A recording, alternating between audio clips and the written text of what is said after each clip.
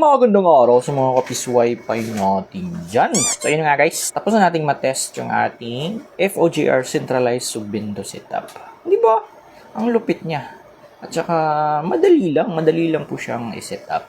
Hindi po ako mahihiyang i-recommend sa inyo na i-try itong ganitong setup. Kasi yun nga, aside sa talagang nagsisync yung kanyang MAC at saka yung time sa mga devices kahit lumipat pa sila ng SSID or access point. And then, yun nga, auto-select po siya. Sa mga hindi pa pala nakapanood kung paano i-set up to, ilalagay ko na lang po yung link dyan sa ating comment section. So, sa video today guys, ang pag-uusapan naman natin is yung another features na bago ni FOGR. Mabilisan lang po ito, short video lang. Isa sa mga features na sinasabi ko is, meron na po tayong accounts for our FOGR license. Punta lang po kayo sa website ni FOGR, then pindutin nyo lang po itong register to license admin. Kapag nakapag-create na po kayo ng account, meron na tayong sariling accounts for our licenses. Dito na tayo sa isa pang features na napakalupit. Hindi ko to napansin nung una kasi nandito siya sa hotspot and then other settings. Ayan, so ito yung pag-uusapan talaga natin ng matindi ngayon sa video na to.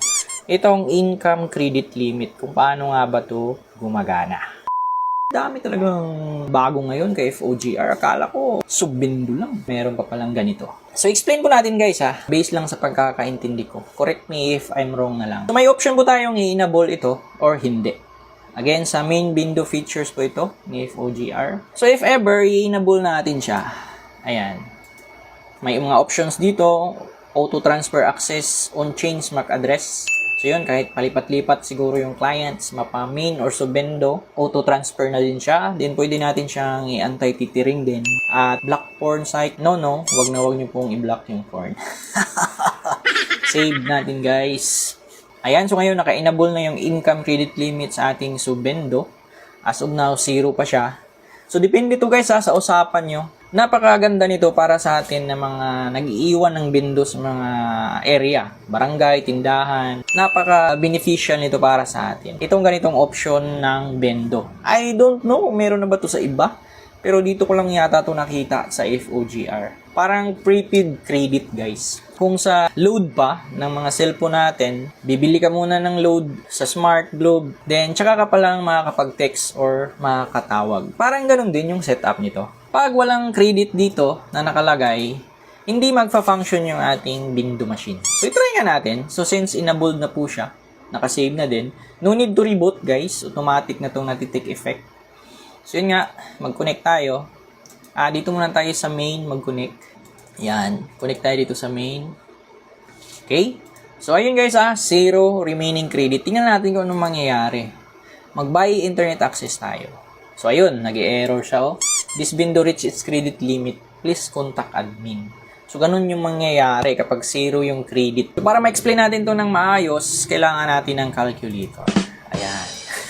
Nagkausap na kayo ng pinag-iwanan mo ng bindo, then nagkasundo na kayo na i-enable mo yung ganitong feature sa bindo niya. Actually, pwede nyo itong gawin online kasi pwede naman siya magbayad through GCash. Then yung bendo niya, pwede mo namang i-remote. Okay, so balik tayo. Nagkasundo na kayo. Yung porsyentahan nyo, 20 or 30% ba? So in this case, sabihin natin 20% yung usapan. Then ngayon, nakapag-decide yung pinag-iwanan mo na bibili siya ng worth 2,000 credit.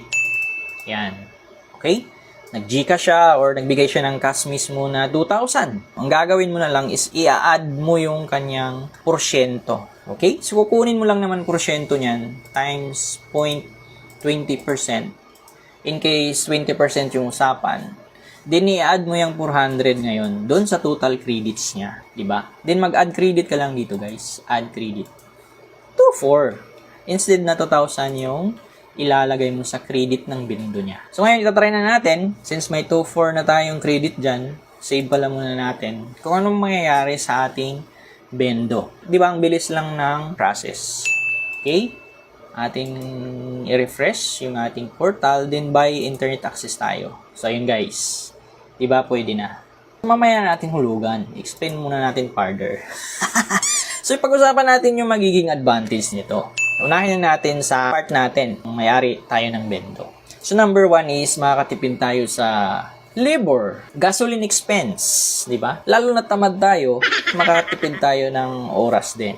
Kasi pupuntahan na lang natin yung bendo if ever merong maintenance eh. Hindi na tayo need mag-harvest sa area or mag-coins out. Kasi prepaid na siya, binayaran na siya in advance ng pinag-iwanan natin.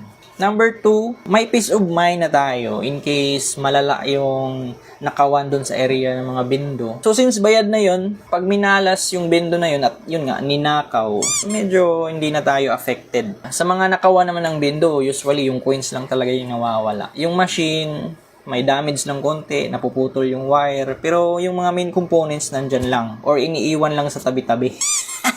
Then pagdating naman sa ating reseller, syempre may full control na sila sa income ng bendo. Anytime pwede nilang buksan kasi bayad naman na nila yon. Kung magkano yung laman nun, sa kanila na yon, di ba?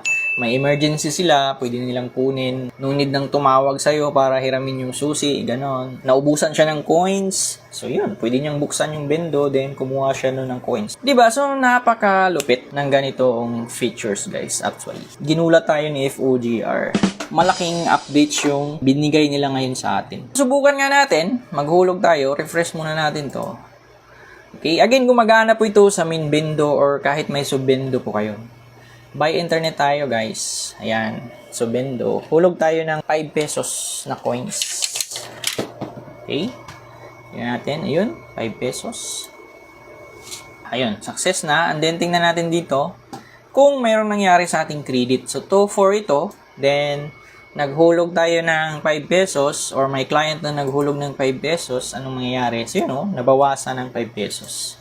Hanggang sa mag-zero na naman ulit yan. So, pag nag-zero na yan, yun nga, malalaman mo naman yan kasi syempre tatawag yung pinag-iwanan mo kasi mag-e-error tong portal. Hindi sila makapag-buy internet access. Then ngayon, bibili na naman ulit yung reseller ng another credit para gumana ulit yung kanyang bendo. Syempre. Hanggang dito na lang siguro guys. Hopefully na-gets nyo po yung explanation natin. At kita-kits na lang ulit sa susunod nating video.